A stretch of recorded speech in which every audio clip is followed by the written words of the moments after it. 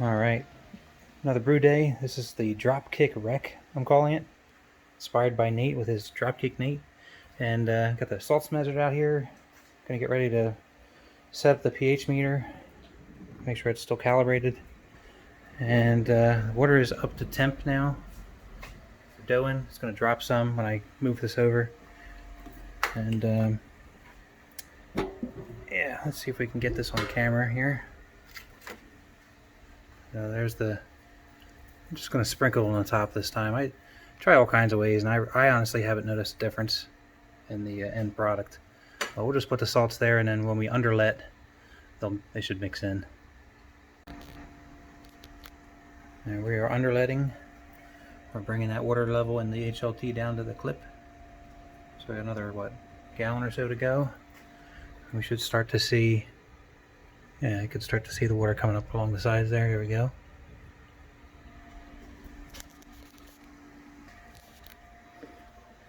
Alright, we delivered all the water in there. I'm trying to do this one-handed. Give this a little bit of a stir. Yeah, that's a good consistency there. I'll give that a good stir here in a second when I got both my hands free. We'll go ahead and turn this HLT down to the mash temperature, which is 152. And once this all gets incorporated here in a couple of minutes, that should normalize. Alright, mash is set, and now this will normalize. So that's pretty good. And look at that, man. Just can't catch a break. The storm should roll in and out here within the next hour or so. So hopefully I don't lose power. That's really the only fear with this at this point. I can always close the door, I'm not boiling yet. But we got the got a nice flow rate going there. We got the mash dialed in good. I'll give that a few minutes to kind of settle. And while it's doing that, I'm going to go ahead and get my pH meter set up here. Make sure it's calibrated, and that'll give the mash a good, I don't know, 10-15 minutes probably to settle with the salts incorporating and everything, and we'll see where our pH is at. But yeah, brewed in a storm last time, brewing in a storm again. Nutty.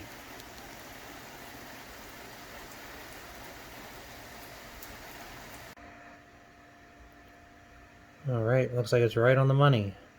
I was going for 5.3, and that's what we got. No adjustments here. There we go, nearing the end of the mash.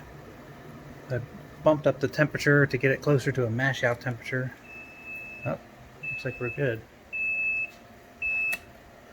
So it's not quite there, it's at 160, but the mash out water will be 168.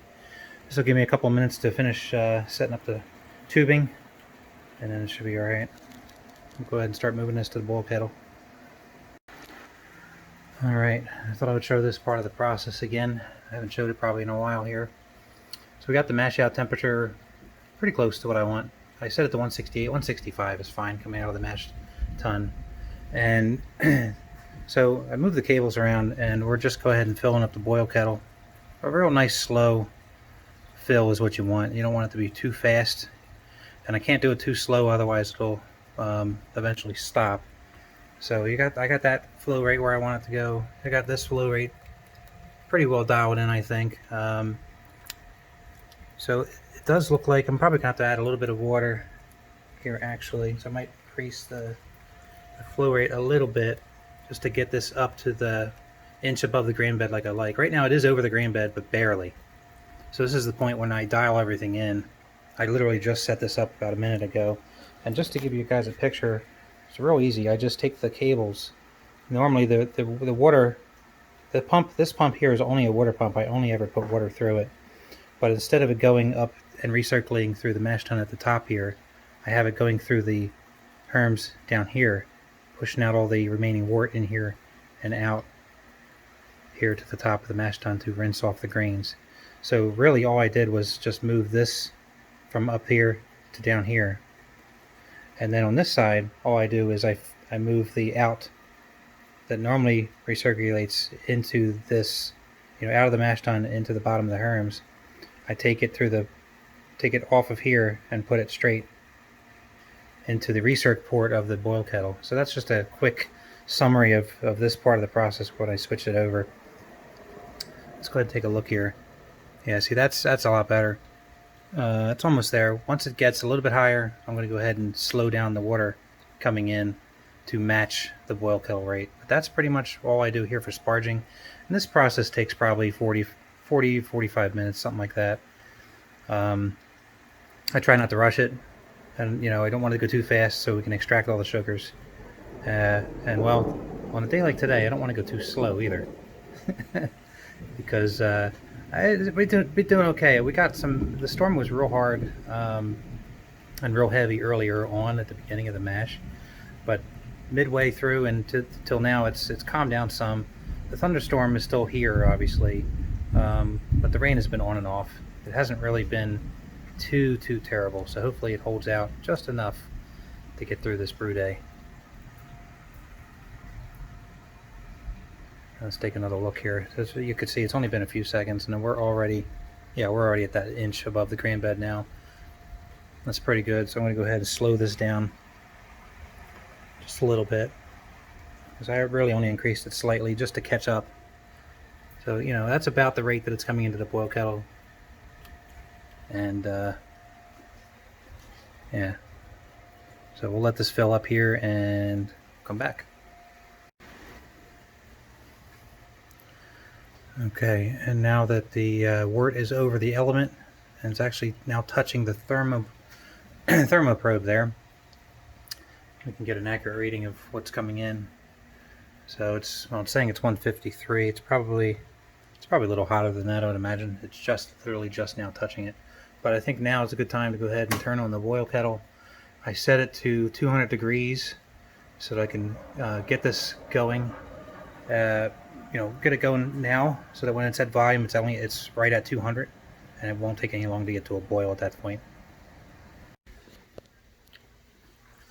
All right, it's at 200 degrees.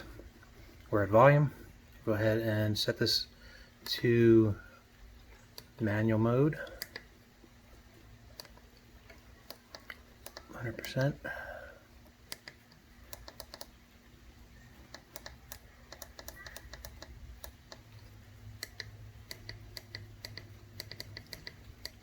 Come on. There we go. Boom. 100% manual mode. And then when this gets up to a boil, I usually dial it down to about 55%. That gets me a good rolling boil without it being too aggressive. Alright, we got a nice rolling boil going there now. Show you guys here.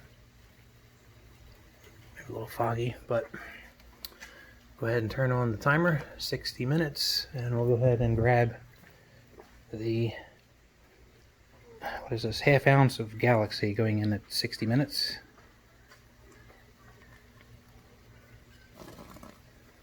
There we go. 15 minutes left on the clock, and we'll put in the wort flock dialite and yeast nutrient.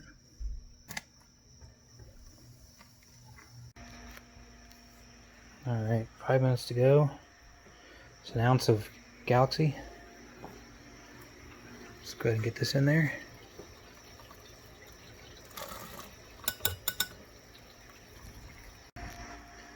Yeah, I wanted to show this part of the process again too. So we're almost at the end of the boil here, so I'm getting ready to drop the flame out hops. But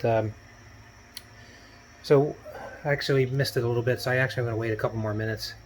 But at the 5 minute mark, normally what I do, now this is actually an idea from Gary. It's a little bit different than the way I used to do it in the past, but just to keep the aeration out and also to sanitize my chiller, I got all the pipe work here going. The cooling water is of course not on yet, but we're still boiling, and we're running everything through the chiller and all the pump and all the tubing here, getting ready to cool it down.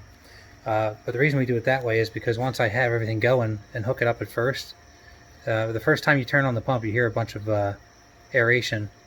A lot of the air that's in the lines and things for the chiller and the cables. So this way, we'll boil for the 5 minutes while that's going on, just to make sure that there's no air left in there, and it just sort of bubbles off the surface of the wort. So I'll give this a couple of minutes more. I'm going to go ahead and drop the hops now, though, because we're pretty much done. I just want to make sure that there's no aeration. So we have here an ounce each of Simcoe and Vic Secret for the for flame out. I'll go ahead and drop those in now. I'm not sure which one that is, but that's one of them. And here's the other one.